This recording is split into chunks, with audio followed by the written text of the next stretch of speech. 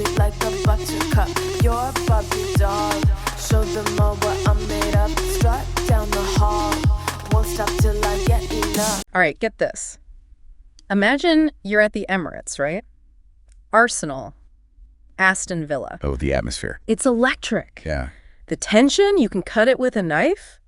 And you're about to witness a match that's just going to flip everything you thought you knew about football on its head. Interesting. So today we're diving deep into this crazy match from January 18th, 2025. Right. We're going to break down those highlights from the Arsenal.com match report, get to the bottom of how that final score shook out. What do you say? Sounds good. Let's do it. All right. So let's kick things off. So the thing that's wild about this game, it just throws you for a loop from the first whistle. Arsenal's controlling the game. You've got Trossard basically running the show. Oh, yeah. Like a maestro. Yeah, he was pulling all the strings, setting up these plays. I mean, just beautiful to watch. It was like watching an artist at work. First, he sends this like laser-guided pass to Martinelli, who just slots it home. Boom! 1-0 to the Arsenal. How easy is that? Yeah, but wait, before Villa can even blink, Trossard's at it again. Exactly. He finds Havertz. Havertz is making this incredible run. Oh, yeah. And with a perfectly weighted pass, Havertz just fires it in. I mean, it was beautiful. Beautiful goal. 2-0. At this point, anyone would think game over. Yeah. But hold on. Aston Villa, out of nowhere, mounts this crazy comeback. It's like they just refuse to give up. Tielemans, with a perfectly timed jump, connects with this cross, headers the ball past Ramsdale. No chance. And suddenly, there's this glimmer of hope for the villains. Right. And then that glimmer, it just ignites. Ollie Watkins, always dangerous in front of goal. Always. Picks up this incredible pass from Matty Cash. Oh, what a pass. Dances through Arsenal's defense and just slots it home. Cool as a cucumber. 2-2. Unbelievable. I mean, can you believe it? Yeah, it was just amazing. I mean, the energy shifted so much after that goal. You could just feel it, even at home, like the anxiety building at Emirates. Aston Villa, they were on fire. They just started pressing higher. Yeah. They're forcing Arsenal into these mistakes. It was like a whole different game. You could cut the tension with a knife. But then just when you thought this match was heading for a draw, out of nowhere, this massive controversy explodes. Yes. Remember that feeling when you see a goal that could win the game? Oh, yeah. The crowd erupts. The players are ecstatic. The pure joy. Pure joy. And then, just like that, it's gone. Gone. Okay, so let's rewind for a sec. We're in the final minutes of the game. Arsenal is scrapping, desperate for a winner. And then, boom, Havertz. He's got the ball and he scores. Incredible. Crowd goes wild. Everyone thinks they've just witnessed like a last-minute miracle. A miracle. But you know what's coming, right? Oh, yeah. The ref, with this hesitant hand, signals for a VAR review. And that's where the real drama starts. Talk about an emotional roller coaster. I can't even imagine. 1 minute you're celebrating, the next you're holding your breath, waiting for the verdict. And this wasn't just some random call. It was about everything, right? Like the essence of football, the balance between human error and technology stepping in. Now, I'm sure most people listening, you know VAR. But for those who don't, it's the video assistant referee. Basically, it's a system that double checks certain calls the ref makes on the field. And in this case, oh, boy, did it have a big impact. I bet. So what happened? So picture this. It felt like an eternity. Then the ref, he walks back from the sidelines, shakes his head. Oh, no. Goal disallowed. Handball in the build-up. Just like that, the ecstasy turns into disbelief. Wow. Final whistle blows. 2-2. What a game. Yeah. So you've got Arsenal starting strong, then they kind of stumble. Aston Villa looking defeated. Then they mount this awesome comeback. And just when you think you know how it's going to end, VAR comes in and flips the script. Talk about unpredictable. It's like, what even happened? It really makes you think, though, right? What if VAR hadn't been there? Would Arsenal have clinched the win? Would Aston Villa have just taken the draw? What about those fans? Can you imagine those emotions? Oh, man. I can't even imagine. Buckle up, because we're going to dig deeper into what happened after this controversial call, figure out what it means for both teams, and we're going to tackle that age-old debate about VAR and its place in the beautiful game. This is going to be good. You know, it's amazing, isn't it? Just one moment, like a split-second decision can just completely change the story of a whole match. Yeah. And in this case, it all comes down to VAR. It really is something. You've got this technology, right? It's supposed to make things clearer, make the game fairer, and yet it always seems to just stir up more controversy. Yeah. And this Arsenal-Aston Villa match, I mean, that was a textbook example. Exactly. I mean, on the one hand, I get it. You need VAR to get those big calls right. Take away those what-ifs that can just hang over teams, fans, for years. Like a clear handball in the box that leads to a goal, it seems pretty straightforward.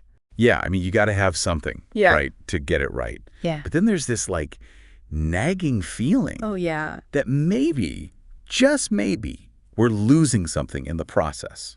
You know, that human element, the acceptance that, hey, sometimes things aren't perfect, the raw emotion of those controversial calls. I mean, that's part of what makes football so captivating. It's that classic debate, isn't it? Tradition versus the modern game. Do we just go all in on technology, even if it means kind of sanitizing the game? Or do we hold on to tradition, even if it means sometimes, yeah, there might be some unfair calls? It's a tough one.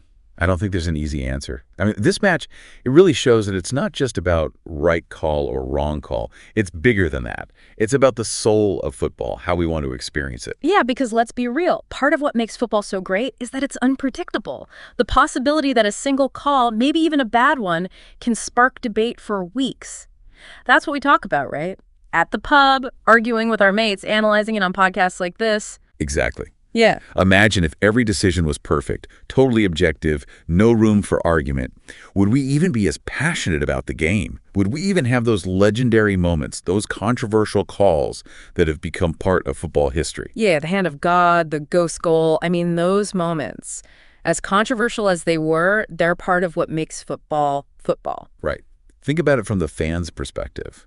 You're at the Emirates that day. The crowd roars when Havertz scores.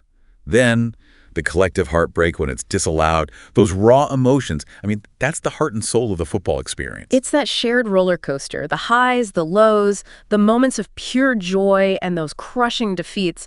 And in this match, those emotions were just magnified, like tenfold, because of the VAR drama. And it's not just the fans, right? Think about being Kai Havertz in that moment. You think you've won the game, the crowd's going crazy, and then boom, VAR review. The emotional toll on the players. Can't even imagine. Talk about a deflating experience, but let's shift gears for a sec. Look at the tactics. Aston Villa's comeback. I mean, that was a masterclass in resilience, tactical flexibility. For sure. 2 goals down, staring at defeats. But they didn't give up.